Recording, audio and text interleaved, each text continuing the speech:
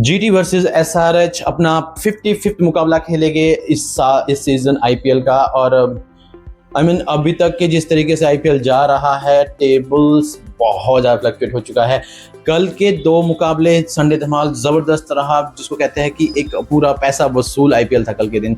आपने चेन्नई और एलएसजी का मुकाबला देखा, हालांकि वो मुकाबला कहीं ना कहीं वन साइड लग रहा था दोनों, जब सीएसके पहले खेले उर्विल पटेल का, लेकिन उस मुकाबले में एंड में जाके जिस तरीके से एलएसजी ने कमबैक किया, अमेजिंग था। उसके बाद का मुकाबला तो यार इस आईपीएल सीजन का सबसे बेस्ट मुकाबला खेला गया, और कल का मुकाबला था आरसीबी वर्सेस एमआई के बीच में।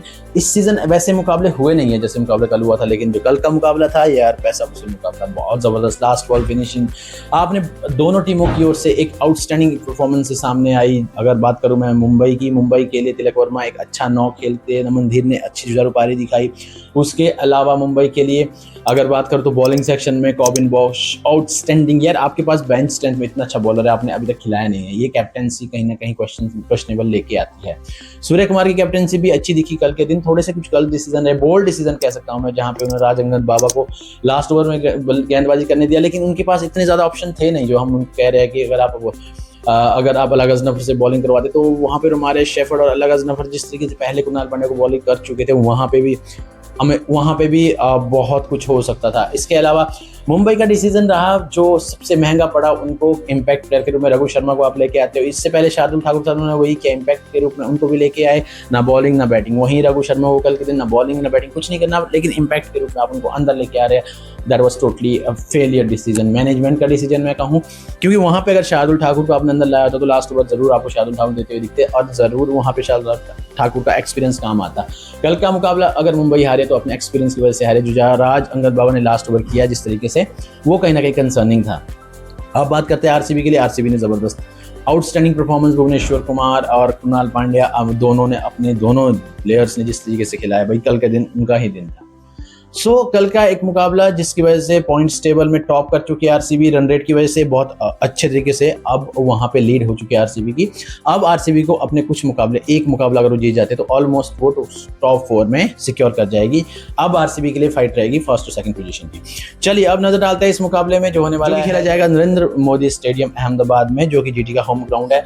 और यहाँ पे मैं बात करूं तो पहले बल्लेबाजी करना प्रेफरेबल रहेगा, हालांकि चेज भी हो जाता है इस पिच पे, लेकिन इसके बाद आप पहले बल्लेबाजी करते हुए दिखोगे तो नो सरप्राइजिंगली यहाँ पे आप सरप्राइज मत होना, क्योंकि बाद में लाइट्स खेलना उतना भी इजी नहीं है। क्योंकि एवरेजन अगर मैं बात करूँ फर्स्ट इनिंग टोटल का तो वो 190+ एंड अब सेकंड इनिंग की बात करता हूँ 170 ही बना सकती है।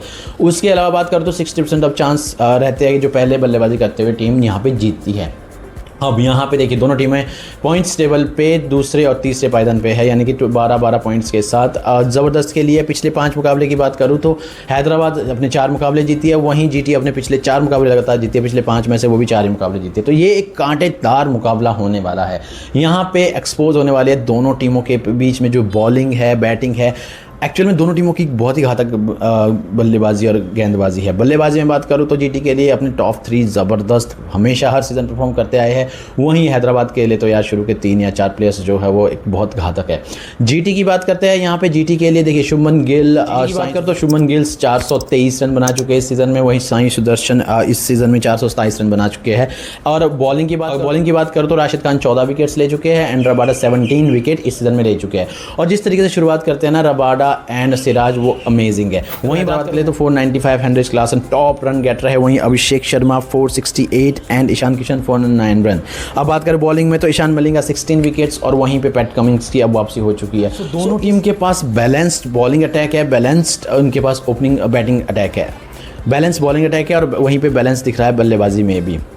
देखिए जहाँ पे आपके जीटी के पास मोहम्मद सिराज और रबाडा एक बहुत अच्छा स्टार्ट दे रहे हैं, वहीं पे मिडिल ऑर्डर में आके राशिद खान, जेसन होल्डर, अरशद खान, एक बहुत ही स्टेबल बॉलिंग अटैक है इस टीम का। वहीं बात करो हैदराबाद के लिए तो पैट कमिंग्स, आपके पास ईशान मलिंगा है, आपके पास शिवांग कुमार है, आपके पास प्रफुल्ल हिंगे है, शाकिब हुसैन है। हालांकि प्रफुल्ल हिंगे कुछ मैचेस नहीं खेले, लेकिन Shakib Hussain back to back खेले जा रहे हैं। इनके पास भी एक बहुत अच्छा गेंदबाजी अटैक है। ये मैच बहुत इंटरेस्टिंगली होने वाला है, क्योंकि अब पॉइंट्स टेबल की लड़ाई होगी, जो 14 पॉइंट्स के साथ दूसरे तीसरे पायदान पे है, और यहाँ से टेबल टॉपर की लड़ाई रहेगी, और एक जो मुकाबला जीतेगी वो क्वालिफाई हो जाएगी प्लेऑफ्स के लिए, ऑलमोस्ट सिक्योर हो जाएगी 16 पॉइंट्स के साथ। तो हमें एक टीम तो देखिए यहाँ पे नज़र आ जाएगी जो क्वालिफाई होगी। और जहाँ तक मैं बात करूँ, अपने प्रेडिक्शन की बात करूँ, तो इस मुकाबले में जीटी के पास थोड़ा स्लाइटली एज है। हालांकि बहुत मुश्किल है प्रेडिक्शन करना क्योंकि हैदराबाद भी फेवरेट्स है, बट जीटी के पास मैं इसलिए एज कह रहा हूँ कि उनके होम टाउन पर मुकाबला खेला जा रहा है, और वहाँ पे कैप्टन कोल जो शुभमन गिल जिस तरीके से टीम को लीड कर रहे हैं, आई मीन वो कॉम्पैक्ट टीम है। इस टीम के पास जेसन होल्डर जब से आए हैं तब से ये टीम अमेजिंग दिखी है।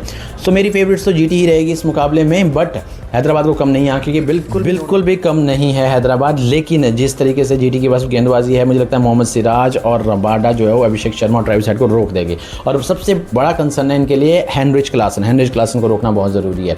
बात करते हैं हेड टू हेड की। हेड टू हेड अभी तक 7 मुकाबले हुए हैं, जहाँ पे 5 मुकाबले जीटी ने जीता है और 1 मुकाबला एचआरएच जीती है।